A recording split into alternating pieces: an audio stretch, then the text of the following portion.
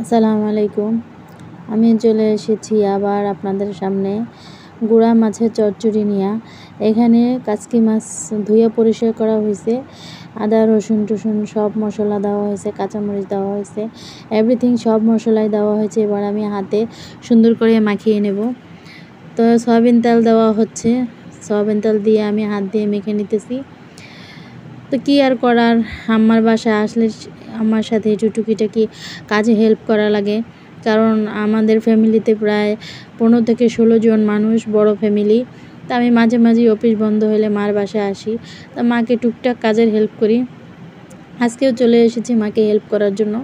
তো গুড়া মাছ চচ্চড়ি করবে। এখানে কাঁঠালের বিচি পরিষ্কার করে ধুয়ে পটিয়ে রাখা হয়েছে, আমি ওই কাঁঠালের বিচি দিয়ে মাখাই নিলাম। এবার হয়েছে ডাটা, এই ডাটাগুলো ছোট ছোট করে কুচি কুচি করে কেটে নিয়েছি, কেটে ভিজিয়ে রাখছি। ভিজিয়ে রাখা ধুইয়া পরিষ্কার করে আমি ওই কাচকি মাছের সাথে একসাথে মিলিয়ে রান্নার জন্য একসাথে মাখিয়ে দিচ্ছি। তো অবশ্যই এই রান্নাটা যারা যারা খাবেন তাদের মুখে স্বাদ লেগে থাকবে। এক কথায় এত স্বাদ, যেমন কাঁঠালের বিচি তেমন ডাটা তেমন কাচকি মাছ। তো আমার আম্মা আবার সব কাজই বুয়াকে দিয়ে করে, তো মাঝে মাঝে শুধু রান্নাটা করে মা। আমি যখন যাই আমার আম্মার বাসায়, তখন আম্মাকেও, আমার মায়ের সাথে আমিও মাঝে মাঝে একটু হেল্প করি, কারণ মায়ের তো এখন বয়স হয়েছে, 15-16 জন মানুষ আমাদের ফ্যামিলির। তো আলহামদুলিল্লাহ রান্নার জন্য প্রস্তুত হয়ে গেল। এবার আমি চুলায় বসিয়ে দেব রান্নাটা। আমি হাত ধুয়ে একটু পানি দিয়ে দিলাম। এই তরকারিটা কিন্তু বেশি পানি দেওয়া যাবে না। এবার আমি চুলা হাই হিটে দিয়ে ঢাকনাটা ঢেকে আমি কড়াইতে বসিয়ে দিলাম। তো আমি এবার ঢাকনাটা উঠিয়ে দেখি যে এখন পর্যন্ত জাল হয় নাই, জাল ওঠে নাই, হালকা হালকা। তা আমার মা আবার ঢাকনা উঠে নাড়া দিয়ে দিছে, আমি আর ফলো করি নাই। তা আমি আবার দিয়ে দেখি একটু লবণ কম হয়েছে, মা আবার লবণ দিয়ে দিতেছে। লবণ দিয়া নাড়াচাড়া দিয়া এবার কড়াইটা উদাম করে রাখবে, কারণ কাঁঠালের বিচি এবং ডাটাগুলো আগে থেকেই কিন্তু ভাপ দেওয়া হয়েছিল।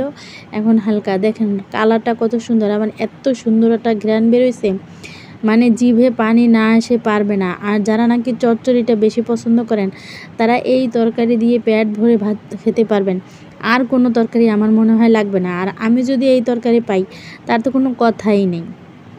অবশ্য আমার মায়ের হাতের রান্না খুব ভালো, এবং হলো খাবারের পালা। তো খাবার খেতে চলে আসলাম।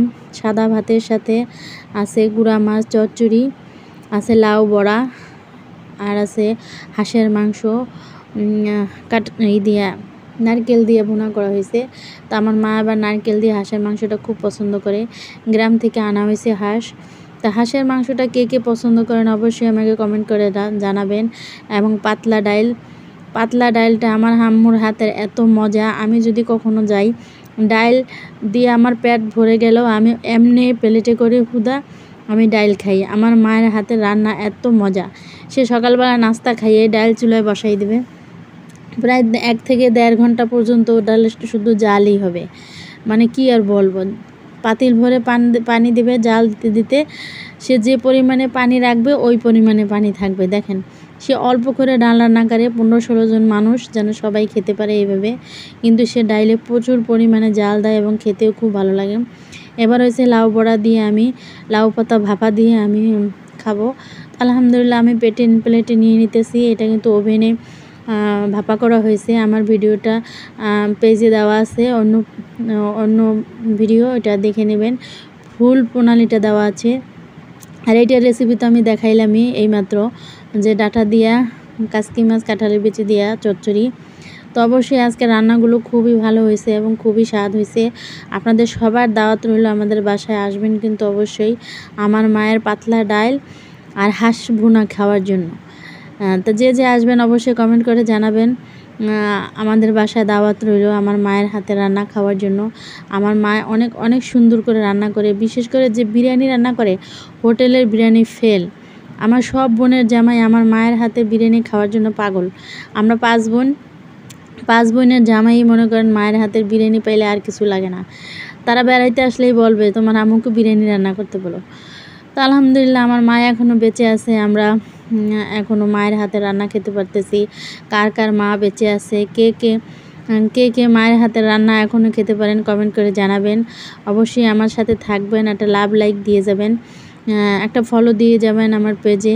আজকের রান্না কিন্তু সেই হয়েছে। দেখেন চিংড়ি মাছগুলো কিন্তু ছোটো ছোটো করে কেটে দেওয়া হয়েছে, বড় চিংড়ি মাছই কিন্তু ছোটো ছোটো করে কাটা দেওয়া হয়েছে, কাটে দিছি লাউ পাতা বড়ায়। তো এই হচ্ছে কাচকি মাছের চচ্চড়িটা। তো যারা যারা আমার ভিডিওটা দেখছেন অবশ্যই লাইক কমেন্ট করবেন, শেয়ার দেবেন, বেশি বেশি একটা লাইক দিবেন, একটা কমেন্ট করে যাবেন।